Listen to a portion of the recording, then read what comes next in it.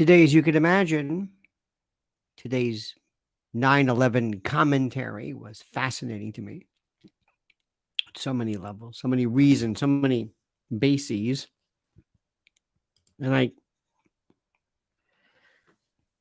of course, listen and cannot begin to tell you how shocked I am at how people, for the most part, repeat the official story verbatim.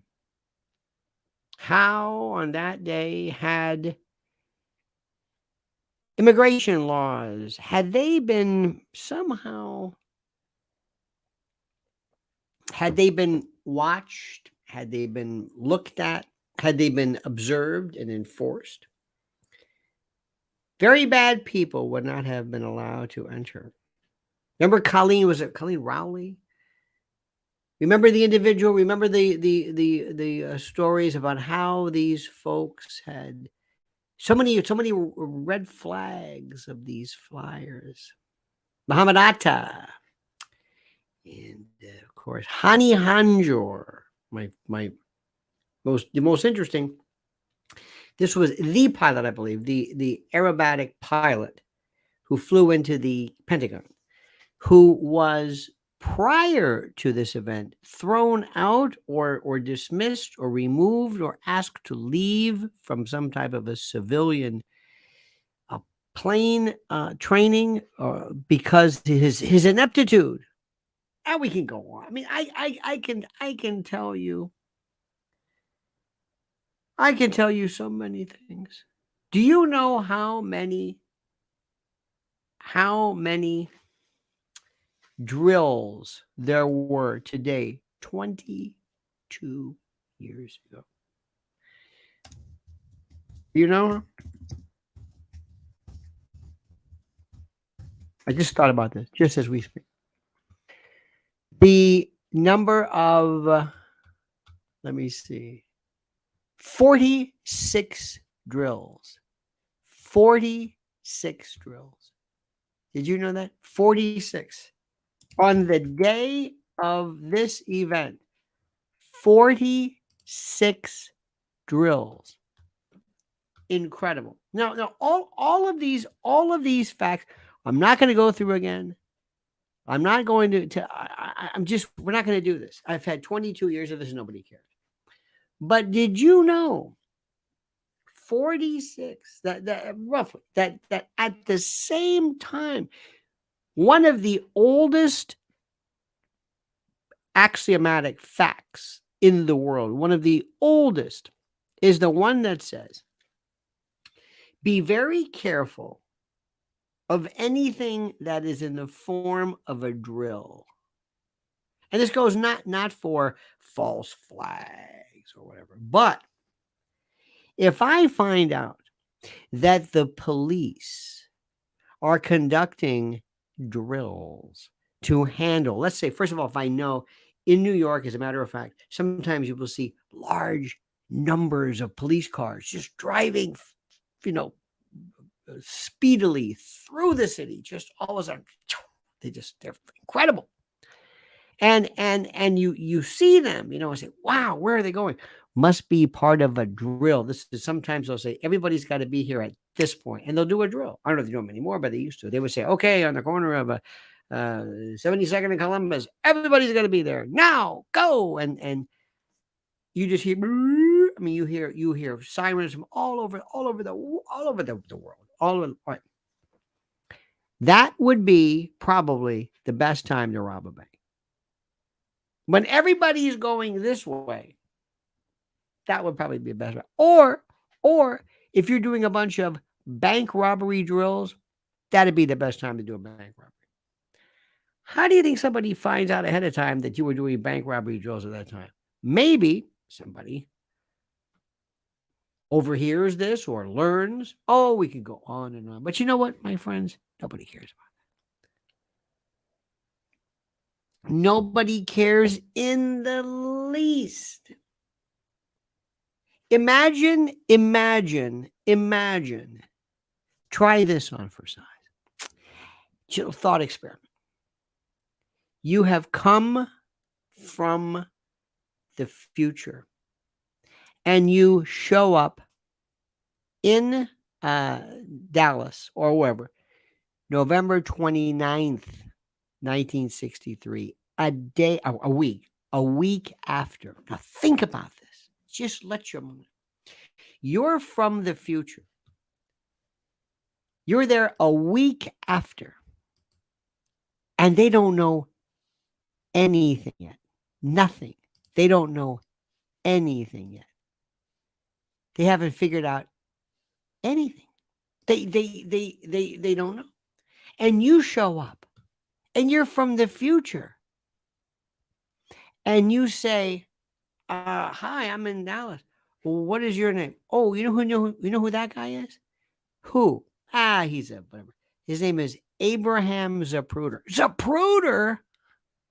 And you come up. Do you have a film? Did you take a film? How did you know that? Did you give the film to the FBI? Did they take it from you or the Secret Service or anybody? Yeah. You know when you get that back, you know it's not going to be the same, right? There's going to be stuff missing. Things are going to be added at you. Look at it again. You're going to give it, buy it back. You're the Zapruder film. We're not going to know about you until 1975 on the Geraldo Rivera show. Who are you? I'm from the future. I'm from the future. And you say, show me where Tippett got it. How did you know about Tippett? I know all about this. Where's the Carousel Club? Where is this? Who's this? Where you would walk in and they would not have known anything yet, but you knew everything. You knew things they did not. You knew where Mark Lane was going to go. You know, you hear these. You know everything. You know overpasses. You know things. You know the grassy knoll. You know names. You know stuff. You are waiting to see how this starts, and that's the way I feel. Because what you do is you go back. You would be going back, and people would not know anything. They would just talk about the event in terms of how terrible it was, how awful it was, how incredibly sad it was. This great president cut down in his prime, right? That's what you would do. And then, but you would say, but you don't even know half of it. You don't even know the story. That's the way I feel. That's the way I feel today. I'm feeling as though I'm talking to people like they didn't know anything. It's like they've been in a time warp. Have you learned nothing in 22 years? Nothing. Nothing. And believe me, I've just accepted it. I've just accepted it. But let me stop right now for a second. First of all, dear friends, let me tell you thank you so much for being a part of this. Thank you for watching. Please like these videos. Please subscribe. If you haven't subscribed, I don't know what to do. Please hit that little bell so you're notified of live streams and new videos. And let me tell you something. I was talking to some great people from my Patriot Supply. And do you know what? The response, as I told you, and this is sad in a way, but it's good, but it's sad. People all over the country are understanding the necessity of preparing generators, ammunition, firearms, protection, water purification, and food. And I'm going to say this one more time. Listen carefully. Nobody is saying that there's not going to be any food, that somehow some meteor is going to hit and all of a sudden there's no more wheat or there's no more, poultry or no. We're not saying that. The stores, you get things from stores. You think you have, well, we've got stuff and the cupboard. We've got to. You can't go a week. You couldn't go a week right now. And if you have got kids, you'll go crazy. After a day, you don't have supplies. You've got stuff. We've got stuff in that cabinet. We got stuff in that. No, that's stuff. That doesn't apply. Preparewithlionel.com is what you need for survival. This is emergency food, not stuff. Not a box of macaroni shells and some sauce. We're talking for 90 days, 3-month emergency food order. Save $200 off a 3-month emergency food kit, which you must have per person. This is serious, not stuff. not doodads and odds and ends and snacks and think, oh no, this ain't, we're not roughing it. We're not going to a campsite. We're talking about maybe a week. You couldn't do a week. So now's the time to go. Preparewithlionel.com, preparewithlionel.com. Do it. Do it, my friends. Do it. Do it. Do it. Do it. Now, I've pretty much given up on today. I've given up on today. I do all the time. Every year. Every year is the year I say, well, that's it. I give up. I give up. Nobody knows anything. I'm from like the future going back into the past. I'm talking about stuff. They go, what are you talking about? What? Who? And plus, a lot of people are young. They're young. They don't, there's so much mystery. And when you even talk about it, you're not necessarily saying that something illegal happened, but you're saying, isn't it funny? Did anybody ever notice how many phones worked on planes? Remember the technology 22 years ago of phones? They're working on planes. Hello. I mean, they're what is this? They were picking up. It's just the most incredible thing in the world. Phones worked. I just I could go through it. I could go through it. I could go through so many stories. Passports found intact. Years later, this has nothing to do with this. The piece of the wheel housing that fell theoretically from the sky. It could have never happened, and nobody. I remember talking to somebody at the time who was actually doing this is about a Muslim center, nothing to do with 9/11. Well, sort of. And there was a big to do about it. And I was talking to this guy, and I said, "Do you see this picture there? Two buildings who were near. I don't know how far it was. Two buildings, and there was a space, and between the space of these two buildings was apparently the wheel, the front wheel, the wheel of a plane. And they're saying, oh, this is one of the 9/11 planes. Why? Well, this is a wheel. How do you know? It's got to be. Okay, it's sort of downtown. How did this fall? Imagine this, okay? I know these are terrible, interesting imagery, but imagine you have two buildings next to each other, and there's a space. You see that space between each other? It could be what, 10 feet, 5 feet? I don't know.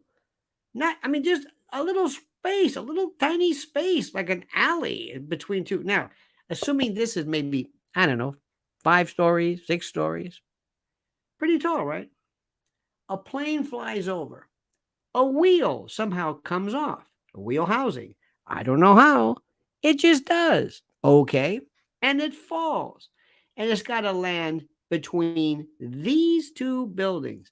You would have to be on top, like you were at a carnival trying to drop a clothespin into something. How did I saw people, news people, I said, does anybody in this room notice this is impossible?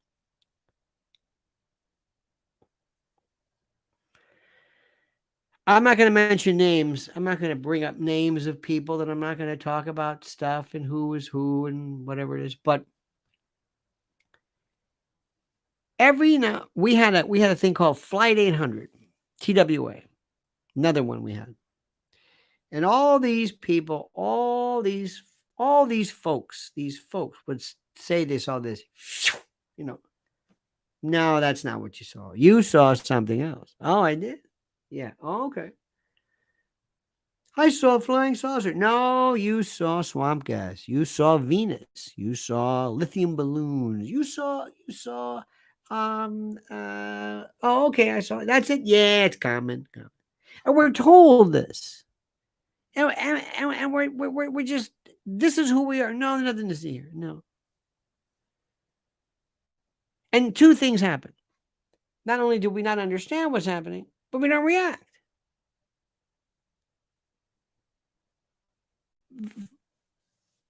Fauci says we don't need this, the masks. He said before we did, but there's no reaction. It's like, oh, okay. This is incredible.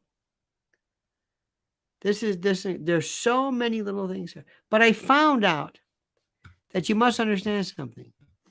In our day today, people do not prefer, some people love there to be no mysteries. And some people cannot handle this because if you dare tell them, if you dare try to explain to somebody that something happened, there are people who say, I don't like you to bring this could happen. Oh, that's a possibility. Yeah. Because I don't like where you're going. Some people do it. What do you mean? I just don't. Well, I'm not saying anything. No, no. I just don't like where you're going. I don't want you to tell me that that's not. Recognize what I'm saying to you. People do not want to hear that something is not true. You should hear the debate of people who say, if could the Russians have beaten, Germany during World War II without the U.S.? Could it? Not easily. But could they? Could they have done this?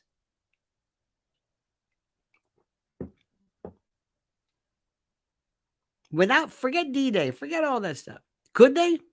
Without the U.S. involved, we were there, what, 4 years involved in this? World War II went on forever. Which World War II are you talking about?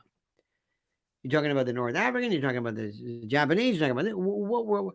If you bring that up to somebody, say, wait a minute, excuse me, I saw Saving Private Ryan, and whether it's true or not, I don't even want, I cannot take this. But don't you want to hear the truth? No, I don't want to hear the truth.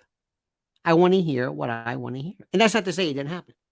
You got to understand this. I can't be more. People do not want to hear anything that affects their story. They don't. They don't want to. They just don't. You and I are. We are insatiable when it comes to the truth. Tell us the truth. Tell us more things than you. I love when they say, well, they got this wrong about such and such. Oh, I love that. Here's a fact from history where, no, that's not. This is wrong. I didn't know that. That's true. The truth. This is the part which is so interesting. I was listening to a lecture, sort of a discussion. And the notion, did anybody see Oppenheimer? Anybody see Oppenheimer? Okay. You know the Hollywood version, right? Oppenheimer wasn't a commie. Oppenheimer was just a guy who brought up during a time when people were, they were kind of lefties and they were socialists. And he really, okay, his ex-wife, his wife, okay, they were communists, but they were just sort of, he was a commie, 100%. I don't know what people are. What are you talking about? No. Yes. Dalton Trumbull? Yes. Bryan Cranston, he gave us. I mean, for whatever it's worth, people say, no, don't tell me that. Even to this day, don't tell me that. Oh, yes. And here's another one, too. You know who was one of the commies' best friends? And I'm using this term. FDR. He was like the worst. Now, we use these terms today, commie, Marxist. Don't use that. Call it New World Order, call whatever it is. But whatever you want to call it, the people who are trying to control this new world want to have basically no currency, no money you want. No money, nothing that you're interested in terms of currency. They want to make sure that they've got some kind of digital thing, and they want to be in charge of everything. Now, you can call that commie, you call it Marxist, you call whatever you want. They're alive and well today. People don't want to hear that. They want to believe in this. They want to believe in this. I did a video that will drop, as we say later, it'll drop. And the question is this. Always ask the right question. There's a lot of folks walking around here saying that there's two stories. I'm changing the subject. Chapter 2. They will say that Barack Obama is actually in charge of the Democratic Party. He sits back and They always refer to this thing he said. He says, if I could sit back and if I could have a little earpiece, kind of like wag the dog, and if I could tell people what to do, and if I could somehow get them to say this, I would be so happy if I could get them to do it. If I could get them to do it, I would be so happy if I could. Okay. So people say, aha, that must mean he's really behind the scenes. No, it doesn't. It just means whatever it is. Okay. And then they're saying, and Michelle Obama, watch Michelle Obama. Michelle Obama is not going to be, she doesn't, but they say this. So I asked a question. I did 2 videos coming up. That's why you got to subscribe to this. You've got to subscribe to this. You got to subscribe to this. It's very, very important. Very, very critical. Oops, very critical. Very critical. Number one. Number one. And by the way, I hope you signed up for the newsletter. Did you sign up for the newsletter? One went out today. It's a beaut. I hope you did. Let me make sure you get this. Sign up for the newsletter. Very, very, very important. Here we go. Here we go. Here we go. Subscribe to it. Here it was. Went out today, and they give you a kind of an interesting kind of an ad mixture. But anyway, there we go. So second point here. Here's my question, and listen carefully. Remember a week or so ago? I don't know when it was. Remember when all of a sudden they were talking about Barack Obama is with this Larry Sinclair? Remember this? What the hell? This was about 5 days ago, last week. Remember that story? You remember that? Remember that story? Yes. Yes, you do. Remember that? There was a story about this. His girlfriend, Alex McNear or something, said she had these. All of a sudden, we're talking about some letter he wrote. Well, I dream about men or something. I don't know. Do I believe the Larry Sinclair story? No, because I'm just looking at him. I don't believe him because he's a fraudster. But here's the question nobody's asking. Let me ask you. Why is it coming up now? Why is it coming up now? I discussed it. Why now? Why would this Larry Sinclair, why would Tucker pick this guy up? This was 2008 when he was at the press club regarding something happened in 1999 or whatever it was. Why all of a sudden is this? Why all of a sudden? Why do you think that is? You ever think about this? Thank you, Al Sanchez. You got the newsletter. Why do you think that is? Now think about this very carefully. Why do you think that is? Well, I address this fact. And that's what I want you to do. I want you to think, I don't want you to read the story, but ask, why is the story happening? What is it that they want me to believe? And what's the criticality of this? Now, another thing too, remember, as we speak, 9/11 is no more. January 6th is the 9/11. January 6th is 9/11. That's what that's what you have to understand. That's what is critical. The people in charge right now, want you to believe that the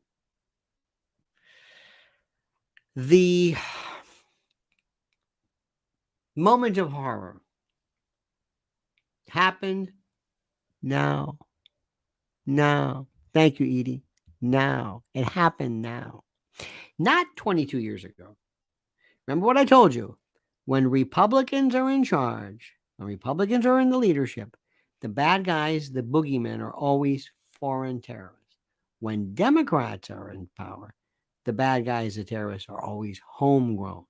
January 6th is a celebration of homegrown terror, not foreign. No.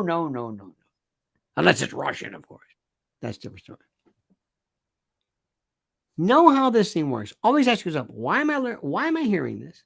What are they trying to tell me? And what's the critical part of this story? That's the part which is so critical. Can't say it enough.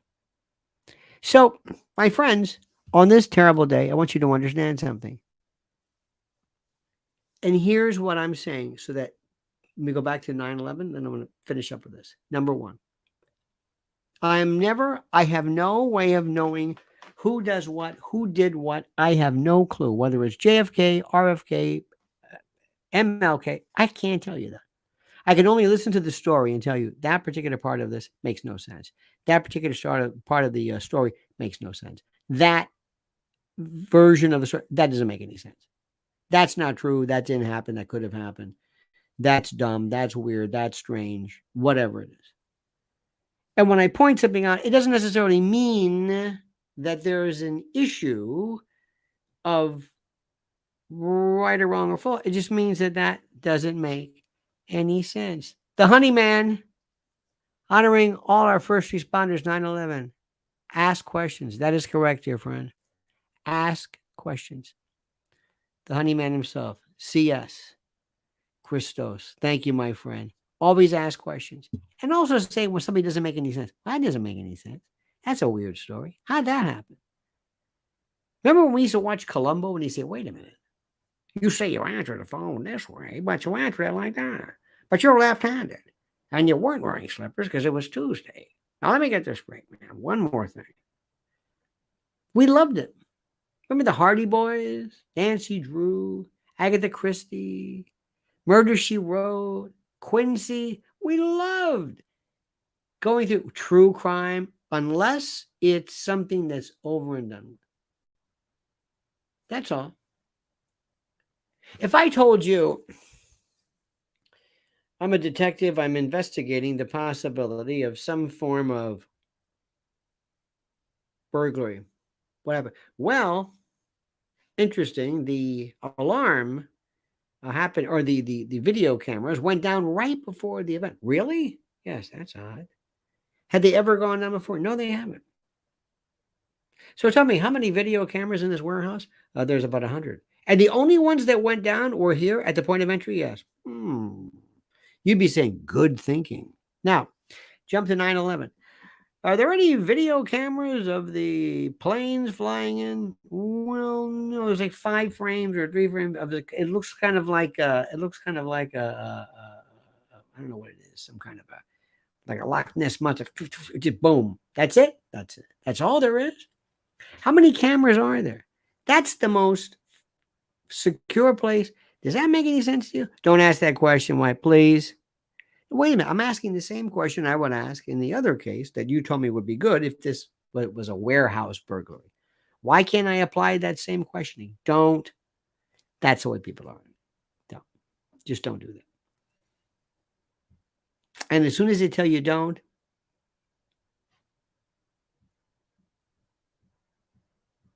I asked somebody one time, I said, how come when you said during the pandemic, when you said such and such was occurring at the Javits Center, and I went down that day, it didn't happen? Nobody clarified that. I was there. I went down and I saw it.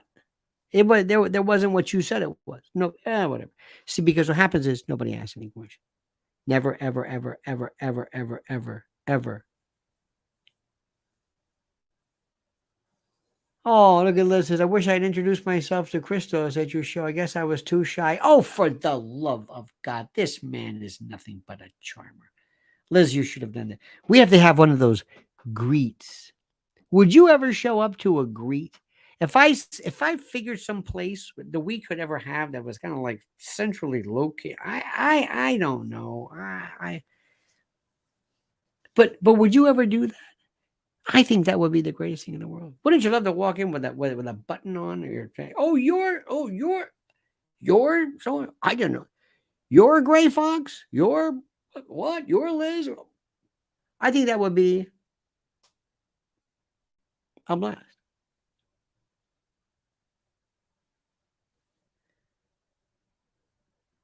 Look at Silver Fox. Yes, I would. Indeed. VK says, remember Rumsfeld on 9/10 stating the Pentagon couldn't account? Yes. $2 trillion. Yes, I know. Who was that fellow too? Who was it, Zarqawi? Who was it who dined at the Pentagon first? Where was George W. Bush on the day of 9/11? All these things are interesting. All these things are interesting. Why did Benazir Bhutto say that Obama, I always said that Osama was dead? Benazir Bhutto knows something about this. And I think somebody else. There was another issue, another story. There were people who there was a story. I remember somebody clipped. Somebody had it was CNN from yeah. Anyway, but it was Bin Laden supposedly saying I had nothing to do with that. Why would you say you had nothing to do with it when you had something to do with it? What happened? And didn't Zawahiri, did they get him recently or he died or something? He died, I guess. I don't know because these people die. It's always number 3 man, number 2 man. Why? I always said, why would he say that wasn't me? You just evinced this incredible attack on the evil empire. Why wouldn't you say, yeah, we did that? Of course we did it. He said, no. Okay, misunderstanding maybe. The whole Khalid Sheikh Mohammed story. Did he put on any defense? Does he have any defense? I'm just curious. Not. I would love to see this trial. Well, what do you have to say for yourself, Khalid? Anything? It wasn't me. I don't know what the hell you're talking about. I don't know. What's his take? People would say, for example, they said, Timothy McVeigh, he didn't do it. Well, he didn't put on a defense. He said he did it. He admitted it, I guess. No, he didn't do it. Why wouldn't he say, I didn't do it? I don't understand it. Oswald did. Our good friend, Born to Raise Hog, says, did you know Barbara Olson? I did not know her, and I was on a show with her one time. I was on I don't know what it was. It was, and by the way, thank you, sir. I was on, my God, MSNBC or something, or she was one of the contestants or whatever it was. I don't know. Let me also tell you something. And I want you to remember this. As I've said, I don't have answers for this. I want to know questions. I don't have. If somebody, let's say you were to say something like,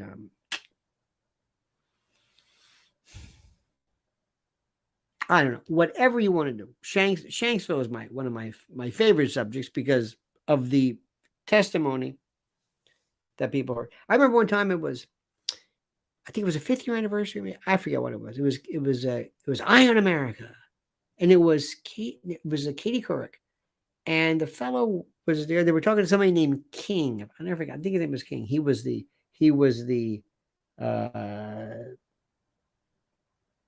volunteer fire department or something at Shanksville, Flight 93. And it was Steve, whatever his name is. I forget what his name, but the guy, you've seen him before. And they're out there and he says, and what did you see? Well, I was here and I was in charge of the fire department. And what did you see, sir? Well, we're not getting right in scene. There was nothing here. And he turns to the camera and says, and there's nothing here today. Back to you. Something like that. And I screamed by myself at the time. I screamed, what do you mean there was nothing there? Excuse me, back that up. What? There was nothing there. And I'm thinking, am I the only person? I'm thinking I'm crazy. And there's Katie Couric. That's CBS. Wait a minute. Hold it. Stop. What do you mean there's nothing there? I don't understand any of this. The morning of 9/11, I was watching NBC local, and there was a woman. I think her name was Janice Huff. She might still be there. I don't watch local TV, but she's the weather woman, weather broadcaster, weather meteorologist, whatever the hell you want to call it. And they said, well, apparently there seems to be a plane that flew into the World Trade Center. And I thought it was like a commercial plane or just a private plane. So I thought it was a little plane. I don't know why I'm thinking, because a big plane is not going to fly in it. You're not going to get near that. I don't know what the hell I'm thinking because I'm not paying attention. No. Excuse me. They said, no, there's a fire. There's a fire. Oh, that's a fire? Wow, that's a fire. Look at this fire coming out. And Janice Huff, if I recall correctly, said, wait a minute, there was a plane. Rack that, re-rack that, play that video back. Watch it. Go, see? And all of a sudden you saw this. You saw something. because they missed it. And they go, oh my God, there's a plane. And as it's developing, I didn't think terrorism. There's another fire. And I'm thinking, oh, maybe it's a fire. And then when the Pentagon, that was it. Now, I know people say, I knew right away. Okay, I know. I know you knew right away. I didn't. I didn't know anything at the time. And I went out immediately. I went out and I went to Times Square, about as close as I could get, to see what was going on. And everybody was just sirens. I never heard, imagine every siren in your town. I don't care where you live, but this is New York City, it's Manhattan. Every siren, every cop car, every fire truck, every ambulance, anything with a siren, it's on. It was wow. And people are walking around and they have to get home. Heard of a story about a woman who was running. Somebody grabbed her, and a man who was there. There was a piece of debris who fell and decapitated, basically. And she was running, and his hand like grabbed her, and she looks down, and this is, and she had to like pry it. I mean, she freaked out. She ended up running from like where Stuyvesant High School is, uptown, up the West Side Highway. They ran to Harlem. They're just going forever. They're just they didn't know how, they couldn't believe how far they ran. They would go to bodegas. A lot of times there were cell service was down, so payphones were working, and the people at bodegas, at the grocery stores, would take the trays out, cash money. Say, here, take change, whatever you can do. Wild. And then there was this, I think I told you this. That night, this was, I don't know, I didn't save, I don't know how I did. I found out on 57th Street. 57th Street is one of those streets, those rare streets in Manhattan that goes east to west from the Hudson to the East River, straight across. 57th, 34th, 23rd, 22nd, 14th, blah, blah, blah, blah. 72nd, it just goes up. It goes all the way across. And on the west end towards the Jersey side, where the Hudson River is, you have CBS, what used to be 60 Minutes, CBS Operations Center, and you go up. You're going east towards the East River. From everywhere you could imagine to your left, as you stood on 57th, you look to your right, and there were candles, people standing along in doorways, just standing there. It was just a candle. And you would think, well, you're not going to be able to see them. No, for some reason you can see. I don't know how. And maybe I'm remembering things. Maybe I'm embellishing things. Maybe all I know is it was surreal. It was like, this is really happening. This is a war. This is a war. I don't know what's going to happen next. What? Nobody knows anything. Nobody knows anything that's going on. It was wild. And it wasn't a feeling of fear. It was stunned, surreal, calm, no reaction. You were just like, I don't know what the hell this is. I don't know what to be afraid of. I don't know what not to be afraid of. I don't know what's going on. The local coverage was fantastic. I never forgot. I think it was Chuck Scarborough, Channel 4 again. They said the following, please do not, I think 14th Street was like, you couldn't go south of that, but they said, please, thank you all.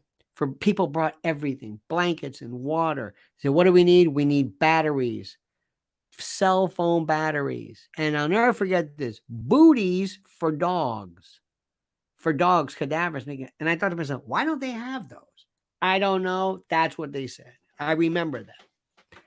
Please don't bring cash. Please don't. And then every single restaurateur, everyone, I mean the best of the best, world-class, 3-star. They got together and they said, we're going to feed these people. And there were makeshift, because the restaurants were closed, but they had,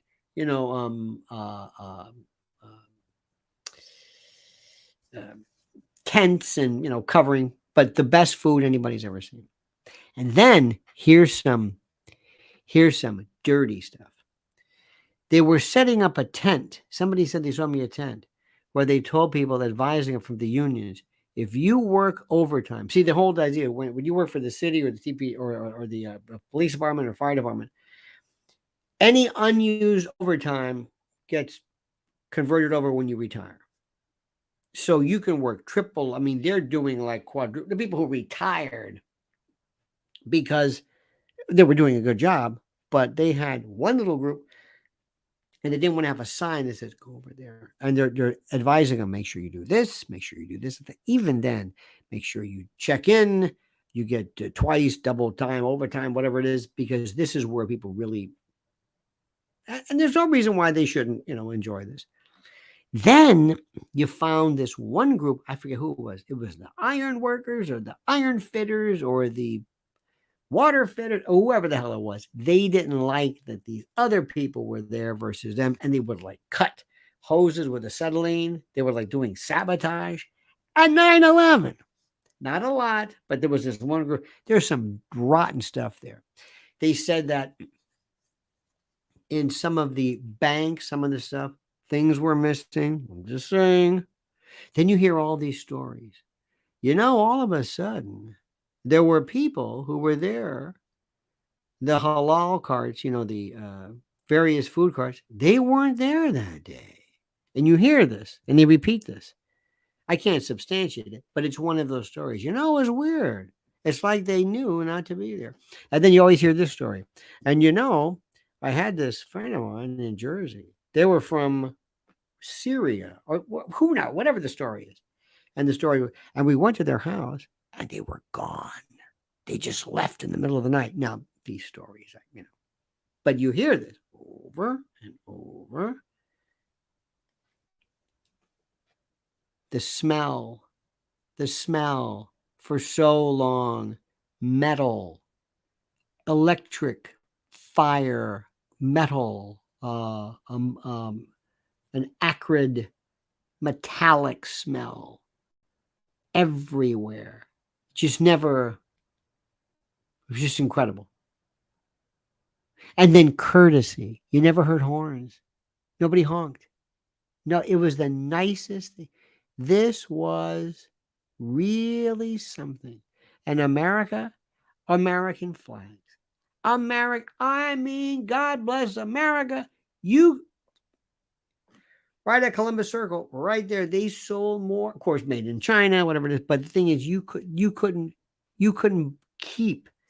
There was such pride, such not pride, but cohesion.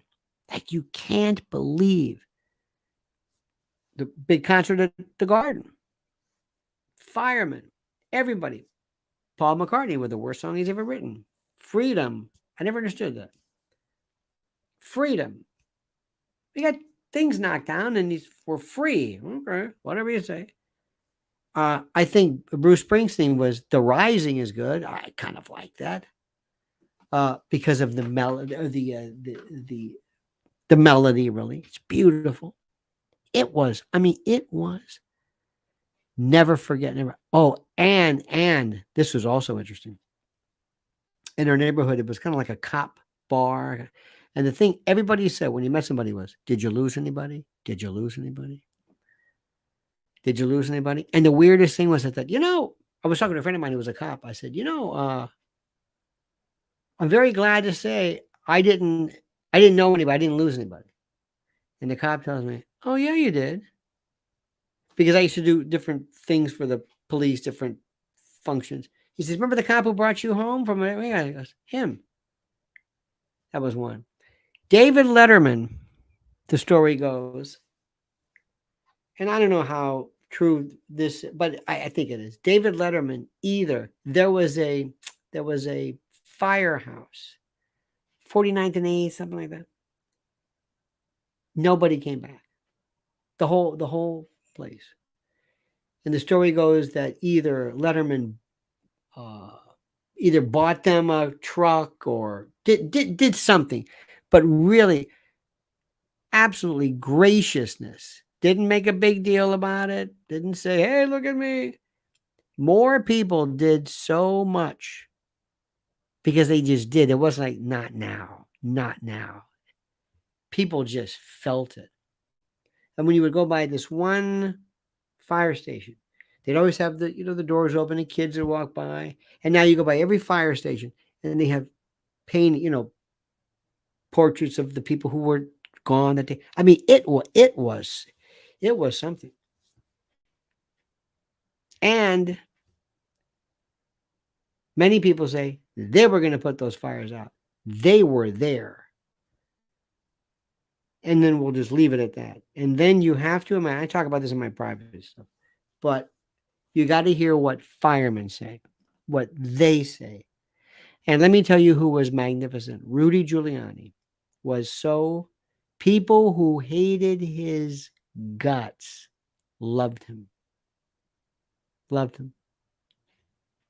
He was superb. Battle general. Just perfect. Something else. And I'll tell you, the question now is, what did we learn? Well, afterwards we had the Patriot Act. We had these terrible terror alerts. Remember the color coded? There was a man I saw in either Connecticut or something who shrink wrapped his home. Shrink wrapped it. His home. He had cellophane. And they said, "Sir, you're going to die." Anyway. There were the colors, Janet Napolitano, Guantanamo. Remember Jose Padilla? Jose Padilla, who went crazy. They nabbed him. He was born in Brooklyn. They got him at the O'Hare Airport. They tried him as an enemy combatant. What? I mean, the Constitution went out the window. I'm thinking, wait a minute, hold it. And there was a case called X-Rel Quirin, and it dealt with enemy combatants during World War II, the saboteurs off of Jersey, when the Nazi saboteurs. And I'm looking at this, I say, I can't believe what's happening. And people say, screw it. Don't worry about it. The hell with it. The hell with it? Wait a minute. No, we can't. And there's a lot of moments of, Now today, think about this. Today, would we have thought the same thing? Today, we went in, it just so happened, of course, indeed, we went to Iraq and Afghanistan. By the way, Afghanistan, you see that white gold, that huge, I think it's in the US, a big lithium vein. But we went there and we just happened to go to places where there's oil and where Afghanistan is, of course, the Saudi Arabia of lithium and other metals. But today, would we do this? Today, we would know. Now, Victoria Nuland would have somehow figured out, because remember, this is a NATO thing regarding this war and business. This is Russia. This is Russia, NATO, Russophobic post, whatever it is. That's fine. Cold War, Kremlin, red baiting, whatever the hell you want to call it. It's a different story. But this, yes, we went, and yes, we happen to go to these places that happen to have oil. But this was classic neoconservatism. Wolfowitz, Pearl, Addington, Cheney, the Unitary Executive. This was about going and spreading it and going, and we were going to go to the next place and the next place and the next place. And Christopher Hitchens was all for it, getting Saddam Hussein. Saddam Hussein had nothing to do with 9/11. Nothing. And he was a bad guy. So what? Christopher Hitchens sold his soul. I don't know what the hell he was thinking. I never understood that. We've gone too far, dear friends. Pray for those wonderful people who did not make it, especially their families. Uh, and how can we also? Well, I want to also say one more thing before I and there's no clever segue, but I want to just mention our great friend Mike Lindell, who's a great supporter. MyPillow.com, promo code Lionel. Greatest deposition I think I've ever seen in my life. If you go to promo code Lionel, mypillow.com, it's superb. Free gift, incredible. The quality, the luxuriation that you can contract, beautiful. You can contract luxury like a disease, like a luxury disease. It's beautiful. Or call 800-645-4965. Our great friends.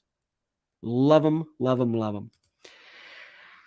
Now, friends, we got a couple of videos dropping later on. Please make sure you follow us here at this here place. Remember, I can't, how do I say this? I can't tell you enough.